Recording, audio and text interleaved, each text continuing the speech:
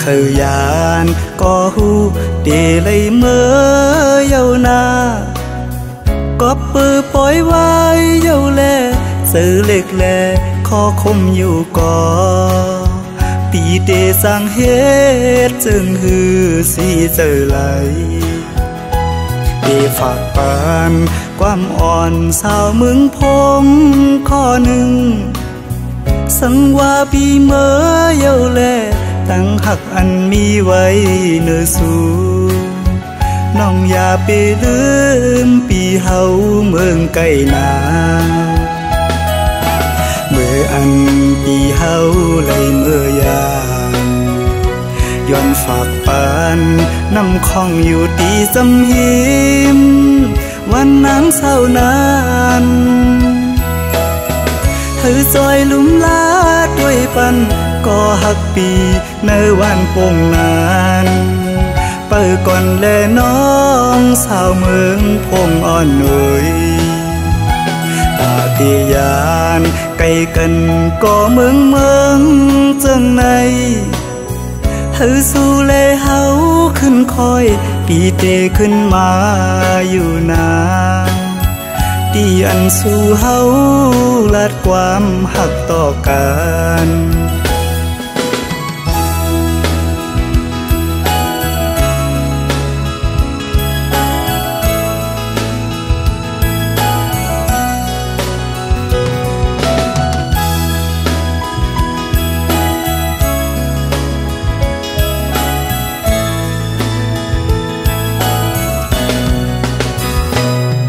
เคยยานก็หู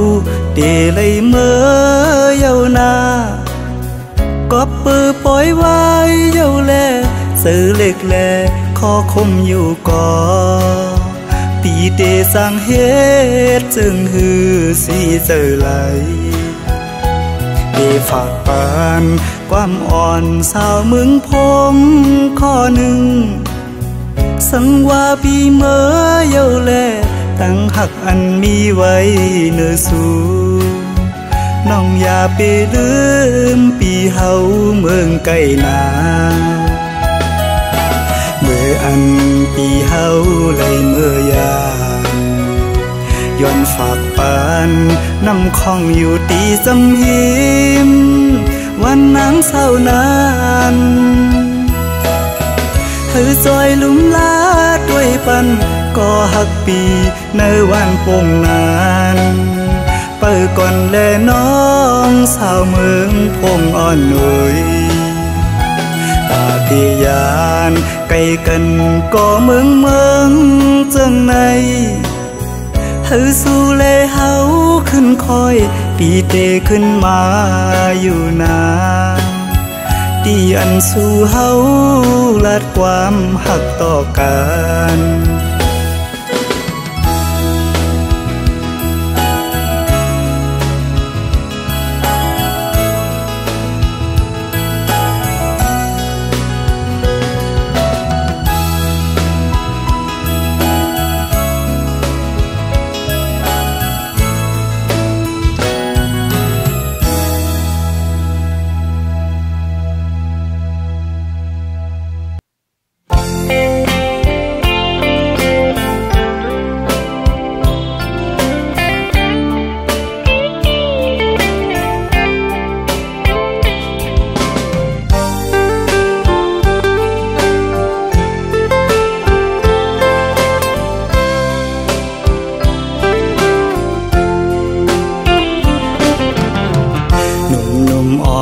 สาวน้องเป่งลงปีไลหักแม่นสู้จึงน้องกว่าเก็บสะเทลมมีเงินเยอะนำเหมือนปีเฮาในซ้ำเป็นก้นผ่านอ่อนเข้าย่างไปซ้อมน้องก่อน้องหือเข้าจอมก็ใจป้องเจอเยาลองเสเจอเล็กไว้อยู่เดลัยเฮ็ดเจิงหือลอยลงอย่าสูงเวียงอินหุยเมื่อจอยหมอกปัน ว่าปีเฮาหักแม่นเศร้ายิ่งก่อหนึ่งยิ่งหันดีวันเป่งลงซอยหมอกปันดูกองหูคำทัดเย้ยลอมสิเจอหักไว้สู่ในก็ลืมวนถึงหันจานังปีเมียวก้นผ่านก้นเหตุหับการหากินเล่งต้องไว้กูวันคำในมันหือมึนสะเทลงป้องใจปันดูยิ่งน้องเป่งลงเอ่ยเส้นต่างเมื่อจูสูตีอยู่น้องเศร้าหูมันหยาบน้องเอ่ยลอยหินลอยผ่าตัดเฮไว้เนื้อเกตังหักเผาสองกองหักเยาอำไหลเหมือนตังเอาเลยนอนหมนตีเนื้อนำน้อง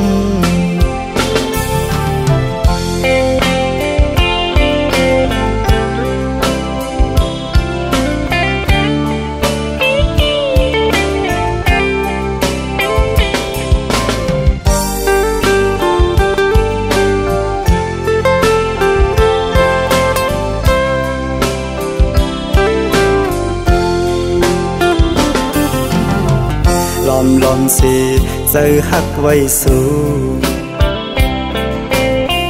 ในก็ลืมวนถึงหันจานังปีเมียวก้นผ่านก้นเหตุหับการหากินเล่งต้องไว้กูวันคำในมันหือมึนสะเทลงป้องใจปันดู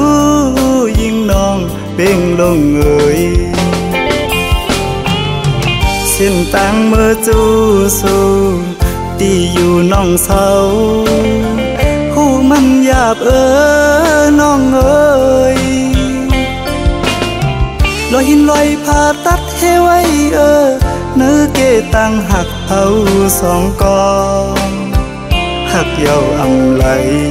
เหมือนตังเอาเลยนอนหมนตีเนื้อนำน้อง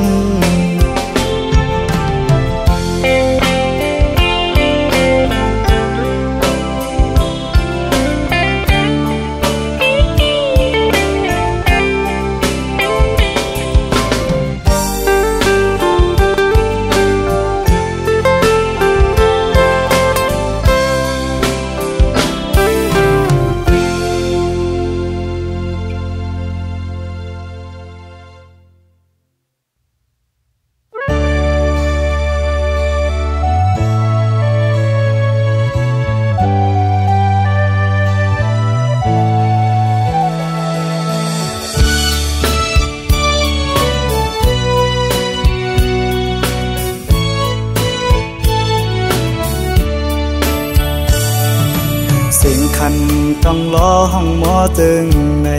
น้องยานไก่ปีเมื่อมีอยู่เลยซื้อถึงสู่น้องในเพียงยินไม่เนื้อใจเมื่อเลยตีปอกมามองไปหน้าเยาเสียงหวานน้องนั่งตึกยินในหูน้องยานไก่ปีเมื่อเสื้ออยู่เลยเสือปีหือเสือไหล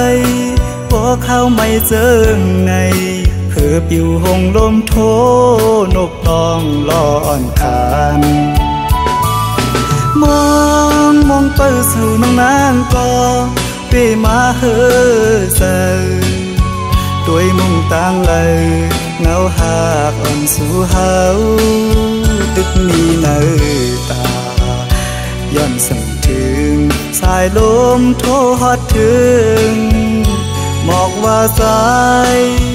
มองเปิดอยู่ทางขึ้นมาลาก็หากอ่อนปียุยมืออัน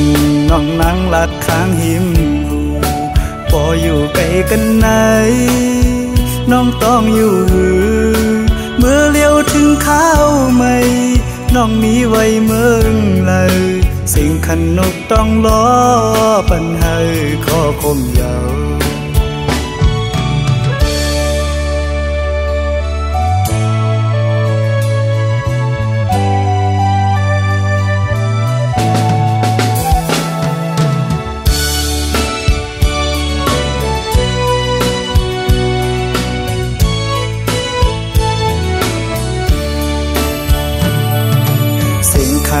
ต้องล้อห้องหมอตึงใน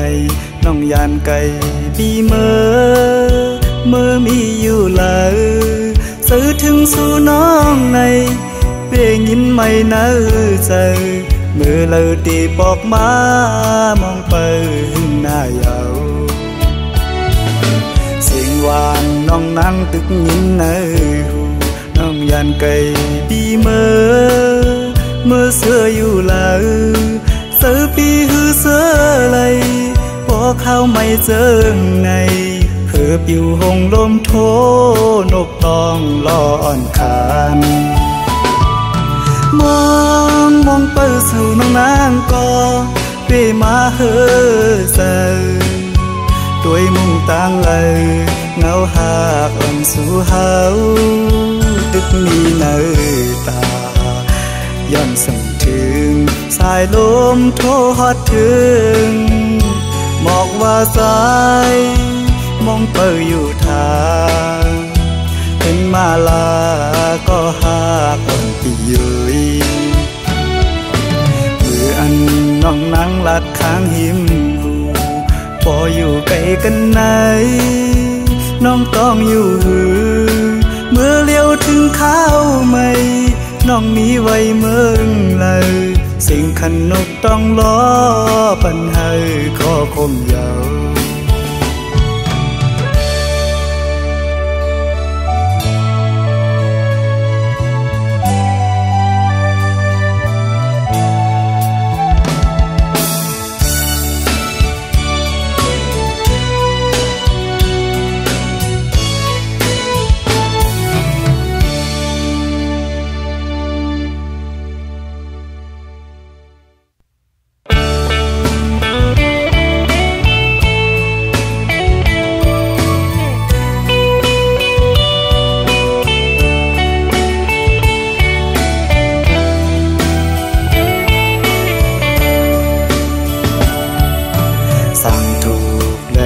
ไล่มาหอดแผ่วปอดออกเนลิงจึงไทยดีเมืองกัดเย็นเป็นอันดีเสมนเป็นแทงอันตี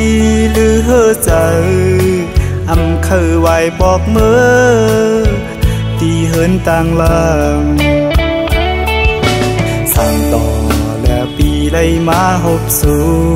หน้าของมักตาแก้มนางเหมือนห่างนานปีเลยหักจับเจอเขาใส่หมอยุ่มและเถิงเอ่ยแก้มล็อกอ่อนน้องนางปีเป็นไผ่มานุ่มอำทางเดินปีเลยเมื่อขึ้นยานยินผ่านอยู่ก็ฮือจังหันสีเนอเจอปีเดเลยเมื่อเยาสาวหังดียิงน้องเมืองไก่อำเคยไหวบอกเมื่อตีเลยเฮ็ดจึงฮือสั่งว่าใจเฮาเลยเมื่อยามความหวังน้องอ่อนอย่าเปลืมนาวนขอบมือเฮาหักกันคำอันเดินลาวเลี้ยงนั้นพอวนก่ออำเคยไหวบอกเมื่อก็หักเมืองไกลเอ่ย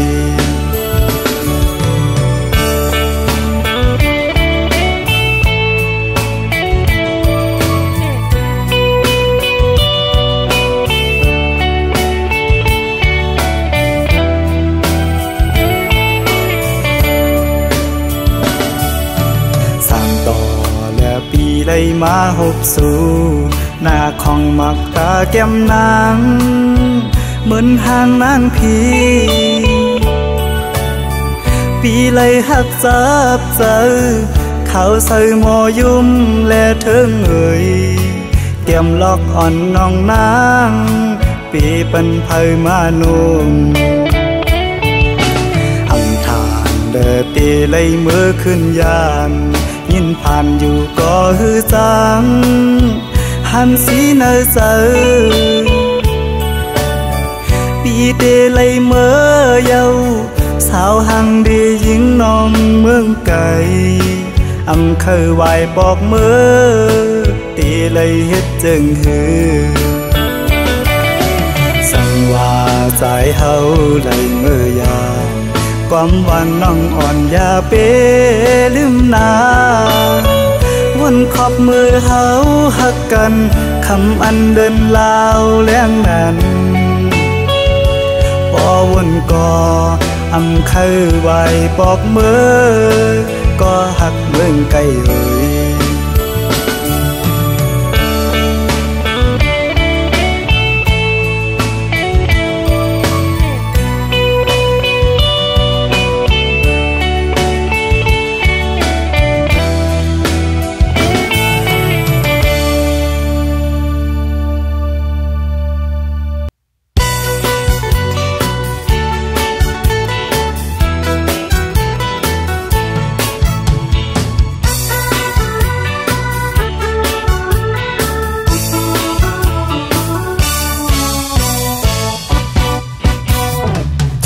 สาวน้องหญิงเอ่ย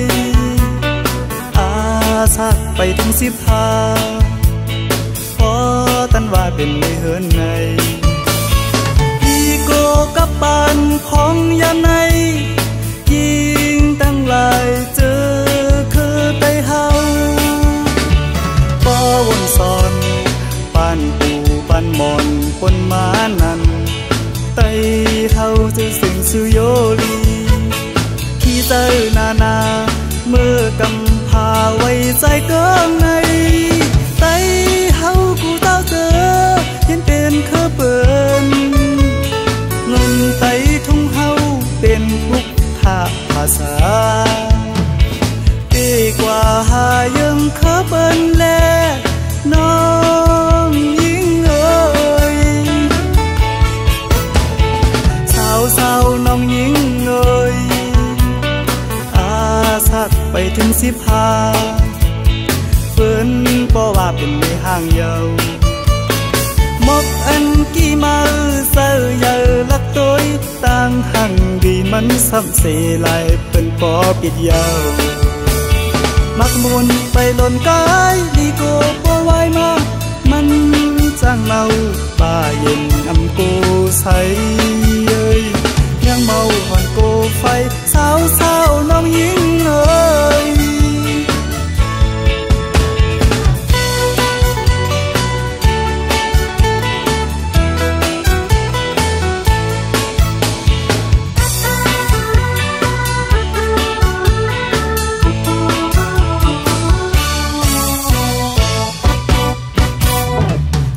สาวน้องหญิงเอ่ย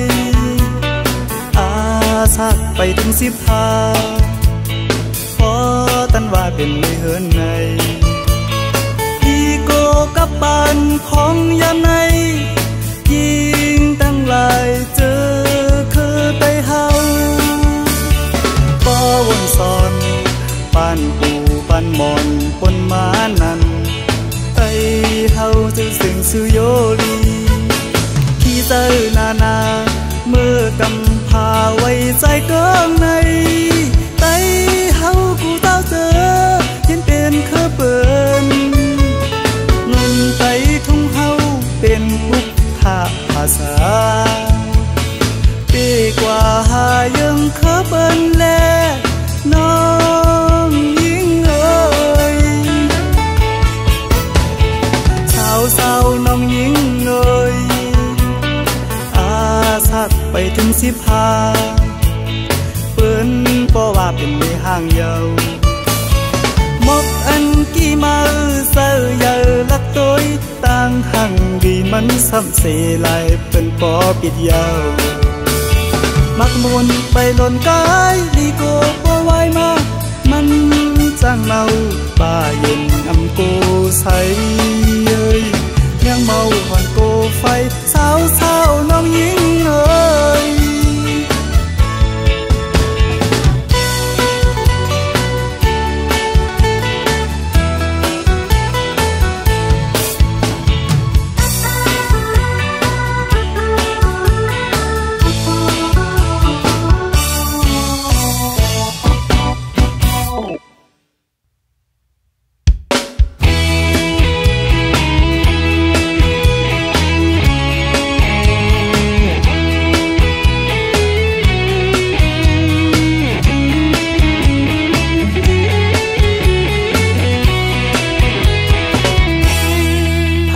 ยานมาตีเวงอ่อนอันไลเศร้ามาหึงห้องว่าจื้อทุ่งเวงกุนเฮงเกน้ำปางได้ลงไว้อยู่เป็นปีเมืองเฮาไหลอยู่ไหลเศร้าผาดยานมามีเมืองไก่สาวน้องปอข้าวหึงสังว่าน้องลืมปีกว่าจึงเกน้ำปางได้ยินหูอยู่เมื่ออันหาหักกันอยู่เมื่อนั้นอ๋อคุณเฮงและเกน้ำปางเก้าไปจังเมื่อให้เมื่อลาดถึงก็หักสายมีไว้ปอกสามนั้นให้นางยินหูถึงพี่อยู่อย่างไกลพี่ไปสร้างเมื่ออำหึงวันหนึ่งมีเงินเป่งนั่งใจพี่จองก้อยเมื่อกบกูปางแค่ลูกยิงห่างเล่าอ่อนกุนเฮงจางดื่มจูหักอ่อนจอมนเสือมานานสังว่าใจเมื่อหอดกว่าถึงเคน้องสาวอันต้องตีหือเมื่ออันหาหักกันหิมพังน้ำโอ้คุณเฮงและเกน้ำปังย้อนสั่งถึงเมื่อให้เมื่อลาดปันสู่หักใจมีไว้ปอกซ้ำนั้นให้นางยินหูปองในมาเข้าใจพี่เดยองเยาผู้ว่านางเมื่อเสือจอมก็มาแลพี่อำจ้างเสือมือพ้องมีไก่ก็หาแก้มลอกอ่อนพี่เอ๋ย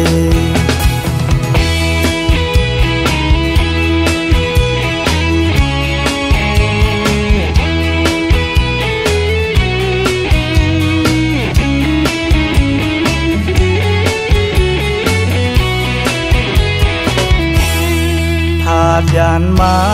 ตีเวงอ่อนอันไลเศร้ามาหึง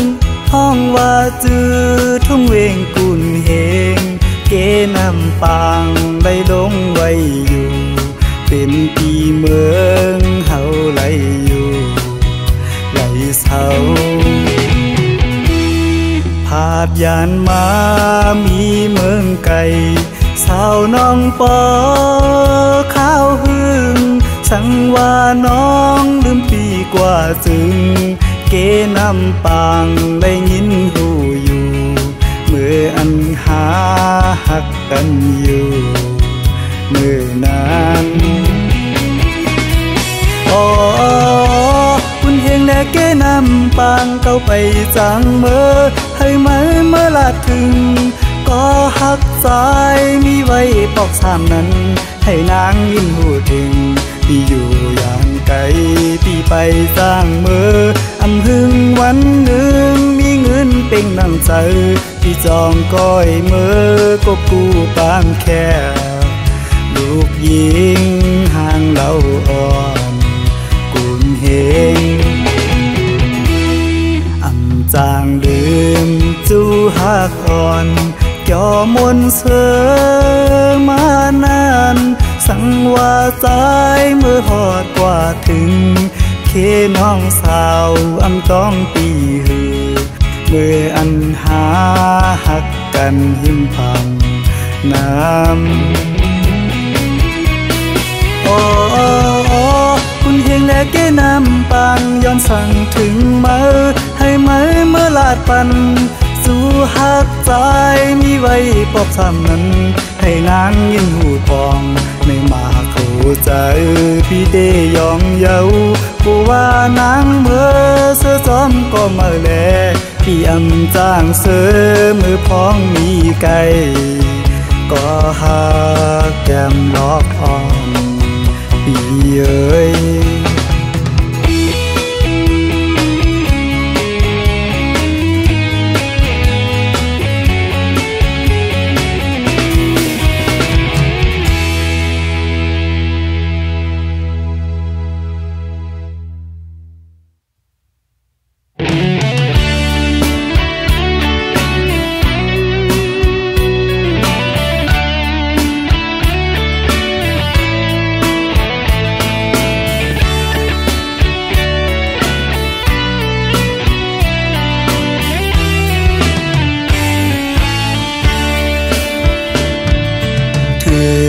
ข้าวกัดเดียวน้องหักเอ่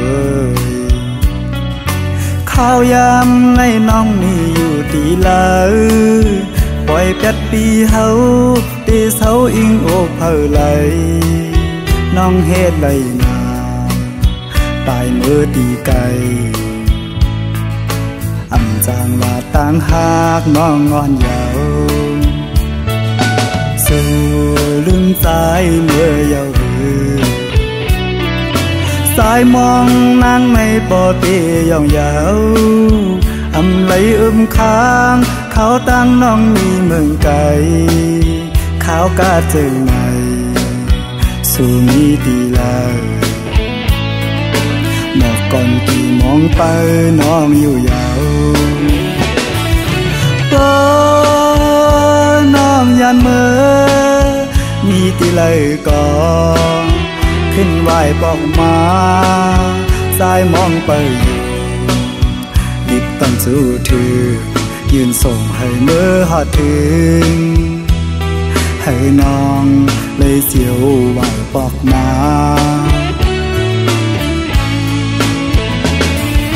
เดให้สายเลยเสือจึงหือปอข้าวกัดในนกอ่อนของหมออยู่ที่ค้างอันสายเลยไม่ขี้เงาน้องหากก็เลยให้สายหูถือสุดหมอกลาดให้สายปอหูก่อนแล้ว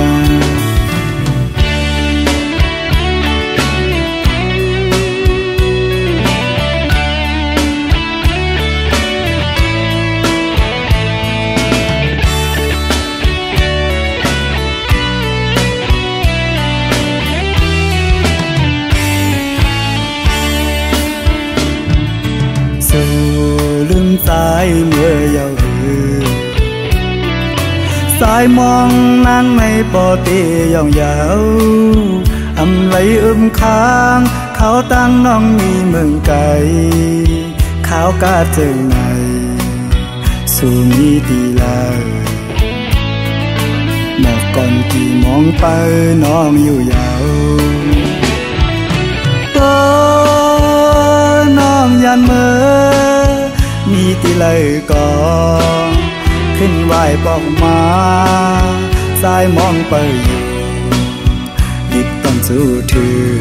ยืนส่งให้เมื่อหอดถึงให้น้องเลยเสียวไหวบอกมา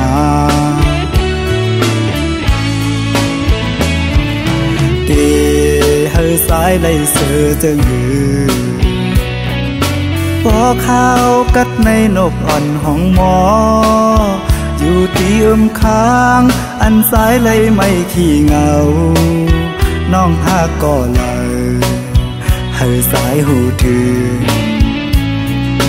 สุดหมอกลาดให้สายปอหูก่อนแล้ว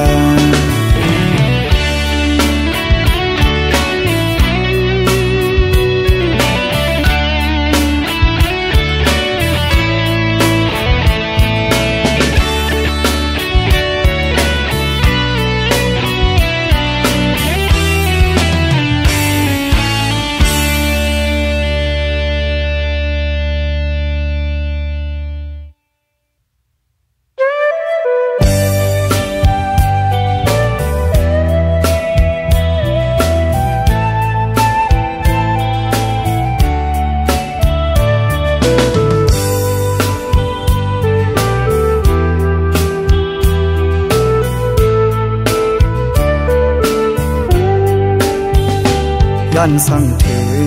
ผู้หญิงก้นเจอน้ำอันปีเฮาไล่ทบพบยาเสาเจอน้องนางเหมือนตามพึ่งเมียงตอมหอมหมอกเสวินเมื่อไกล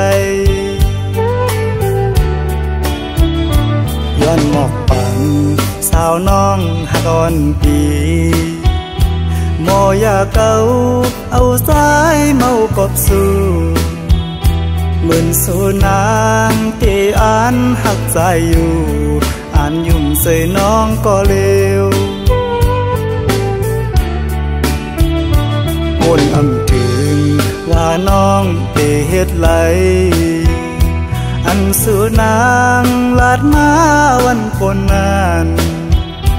ต่อเลี้ยวน้องยานเมื่อจอมก็มาหยอกเจอสายดูแล้วตั้งลาดนางเหมือนตั้งลมเย็นเปล่าหมอเศร้าเสื่อใจไปค้างก็นึงถึงตีปอไหลผาดยานใจกบตั้งหักสู่ผู้ตื่นน้ำมันหันก็เลยน้องเคยหยอกเล่น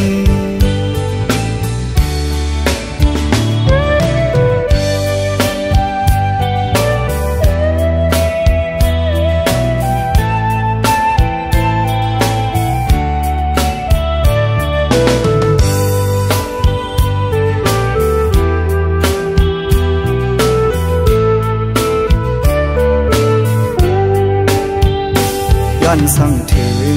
ผู้หญิงก้นเจอน้ำอันปีเฮา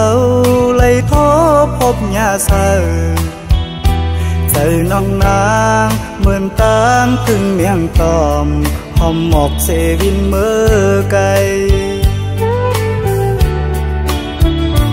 ย้อนหมอกปังสาวน้องหักอ่อนปีหมอยาเก่าเอาสายเมากบสู่เหมือนสูนางที่อ่านหักใจอยู่อ่านยุ่มใส่น้องก็เลววนอำถึงว่าน้องเตเฮ็ดไหลอันสูนางลาดมาวันฝนนั้นต่อเลี้ยวน้องยานเมื่อจอมก็มาหยอกเจอสายดูแล้วตั้งลาดนางเหมือนตั้งลมเย็นเปล่าหมอเศร้าเสื่อใจไปค้างก็นึงถึงตีปอไหลผาดยานใจกบตั้งหักสู่ผู้ตื่นน้ำมันหันก็เลยน้องเคยหยอกเล่น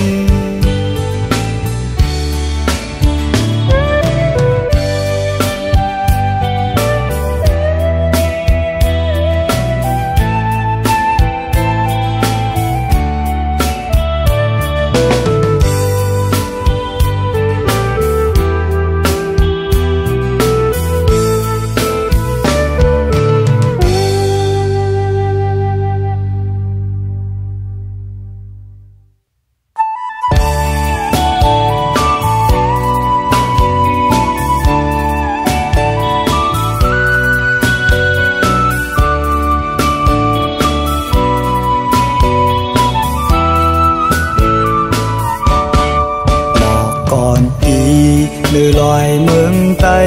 ไหวปอกไว้ลูกเนไตเอ้ยยามในยิงไตผ่านยานมืออ่องตีเมืองเกิดที่ดินเมืองปืนกูเปิ้นหยอกแลนเฮาลู่ซุ้มจาดปานน้องอย่าไปส่งถึงมืออันตะมวยโฮงโตเย็นเงทุ่งเฮาก็ฮอดมาถึงยามในมีไว้ฝิ่งเงเฮาเปิ้นเฮ็ดปล่อยสั่งเ ขึ้นสืบเคยเงินเรื่องจริงมา1 วันเป็นปอยปีมาน้องอย่าไปลืมอยู่ดีเลยคนหลังปอกมาส่วนให้หน้าเฮาก็มองเป้าอยู่น้องโอยมีไว้อยู่ดีเลยบอกขึ้นมาหาที่จอเสือมูลอ่องตีดินจึงไตเป็นเมืองกาดเย็นขึ้นไหวปอกมานุ่มโคไตแลมาเข้าปอยปีมาเดินเจงฟิงทุ่งเมืองลอยอย่าเฮอลูกหลานเจอเคอไตเฮาไล่หายเฮาคืดเป้งเปิ้นเสื้อเงินคือเสื้อไหวปอกไว้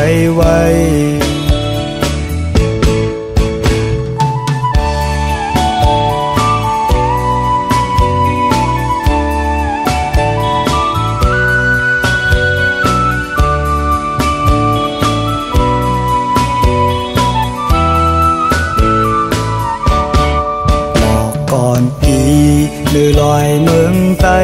ไหวปอกไว้ลูกเน่ไตเอ้ยยามในยิงไตผ่านยานมือ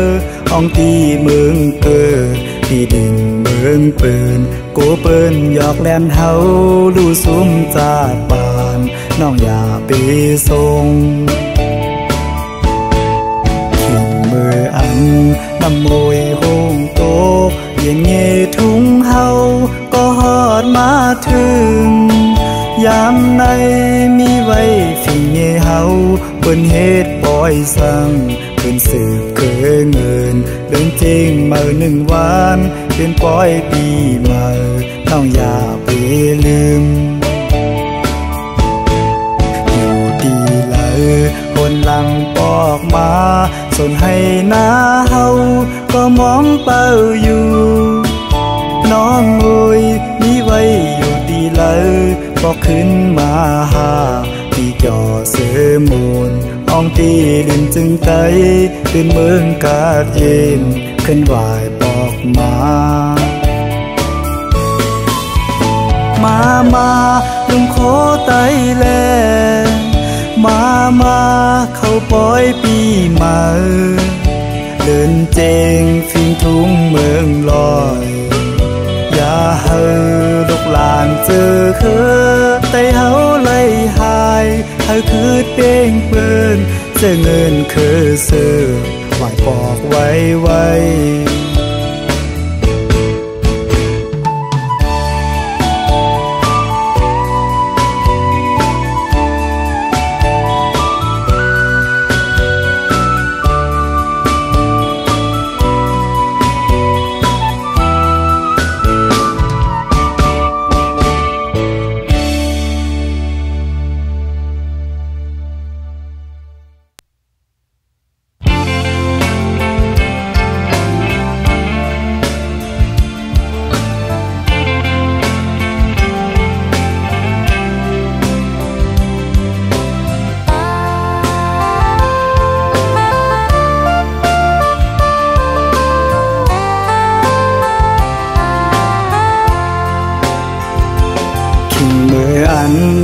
ยังตึกเล็กไปหูสาม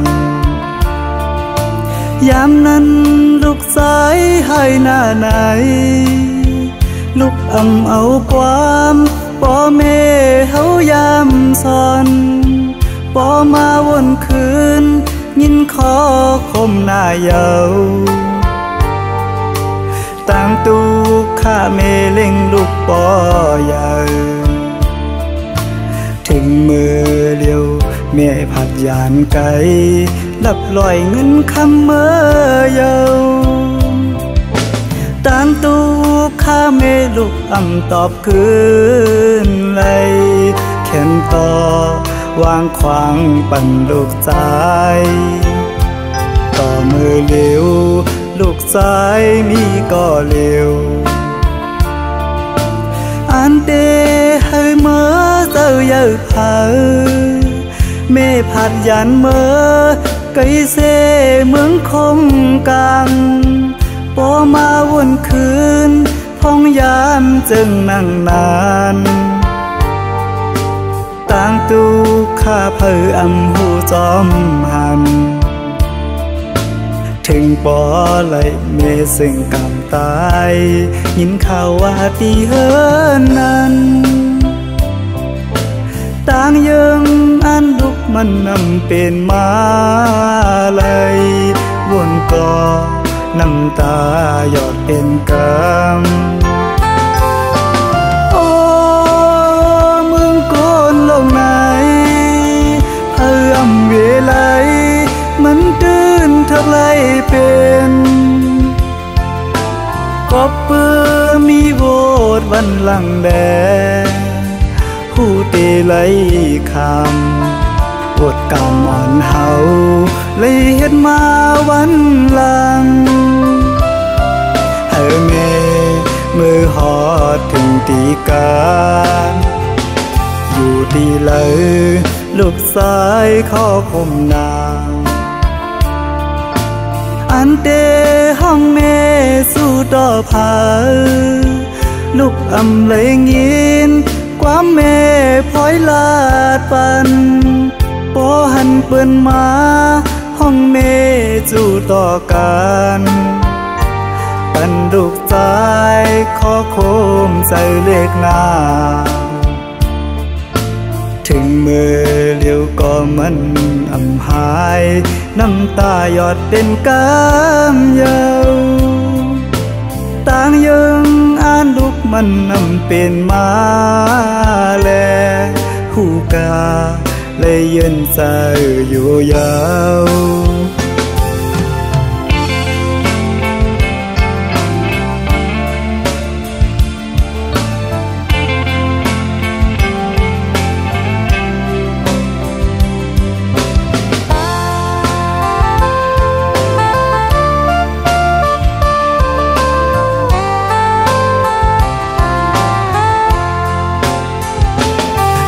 ดีเลยลูกสายข้อคมนางอันเตห้องเมสู่ต่อผาลูกอำเลยยินความเมพลอยลาดปันปอหันเปิ้นมาห้องเมจู่ต่อกันปันลูกสายข้อคมใส่เลขหน้าถึงมือเลี้ยวก็มันอำหายน้ำตาหยอดเป็นกำยาวต่างยังอ่านลูกมันนำเป็นมาแลคู่กาเลยยืนใจอยู่ยาวคู่กาเลยยืนใจอยู่ยาว